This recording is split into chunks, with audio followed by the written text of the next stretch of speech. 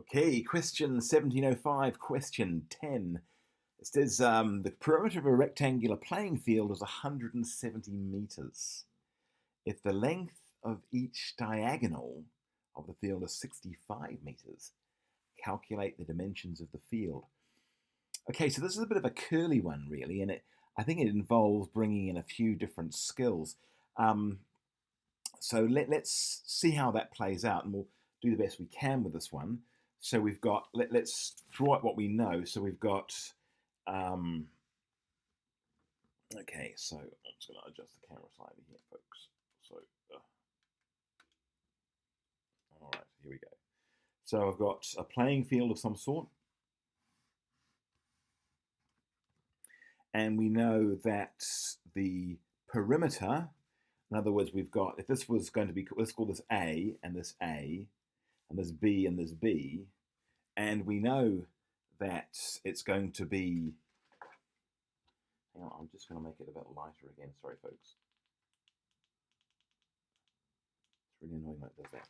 Okay, so let's say, for example, we know that A and B and B all added together is the perimeter. So we've got, so I'll restate this, I've got 2 lots of A and I've got 2 lots of B, and that's going to come to 170 meters. Okay, so let's factorize that. So I'm going to say, well, we've got 2 lots of A plus B is 170. So if I divided both sides by 2, well, 2 divided by 2 is 1, leaving me with A plus B. And 170 divided by 2, that would be 85. All right, so 85 is, A plus B is going to be 85. All right, so we could actually start to state this in terms of being really Pythagoras, because let's say we said, and we've got this third section here, which is really this bit here, yeah? And we'll call that C, yeah? And we know, according to Pythag, that C squared is equal to A squared plus B squared. Yeah, we know that. So if we're going to find this length here, it's going to be equal to this squared plus this squared. The square of that is equal to this squared plus this squared. So let's go ahead with that idea. Okay, so we've got, I'm going to write C squared is equal to A squared plus B squared. All right. Now, we also know that if A plus B is, let's say, 85, let's restate that. Let's subtract B from both sides so that A is going to be 85 minus B. And I'm going to use that to substitute that in for A. Now, we also know, why is it out of focus? Okay, who knows? We also know with the perimeter being 170, and we also know that C, the value of this cross beam here, is going to be 65 meters. So we know, using the plus 1 method, that that'd be C squared, and 65, so 65 and 65 with the plus 1 method, that's going to be 7 sixes, that's going to be 7 sixes of 4,225. All right, so C squared, so I'm going to write this out. So C squared, that's going to be 4,225 is equal to A squared. Well, A squared is now this thing here.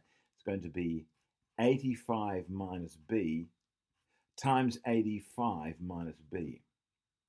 And then there's plus B squared on the end, plus B squared. So that is now my new equation for this thing here. So we're incorporating into this the perimeter. We've got a perimeter equation, and we've got a Pythagorean equation. And this is the combination of the two. And we got the 65 squared was 4,225 because C squared equals A squared plus B squared. And we know that C is 65, and 65 squared is 4,225. All right, so let's have a play with this and see where we land with this one. Okay, so we've got, let's expand this out. So we've got 4,225.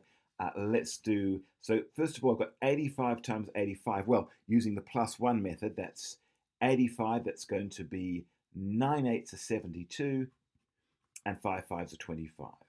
Yeah? So that's using the plus 1 method. I've got b times b, well, negative b times negative b is going to be plus b squared, because negative times negative is a positive. I've also got 85 times negative b, and 85 times negative b is going to be negative 170b. And on the end here, I've got plus b squared. So let's see where we land with this one. And of course, all that equals 4,225. So I've got a b squared and a b squared. That's going to be 2b squared. So I'm going to rewrite this the other side now. So I'm going to have 2b squared. Also, I've got, what else have I got here, which is going to be useful to me? I've got minus 170b. There we are, 170b. And I've got plus 7,225. And I've got equals 4,225.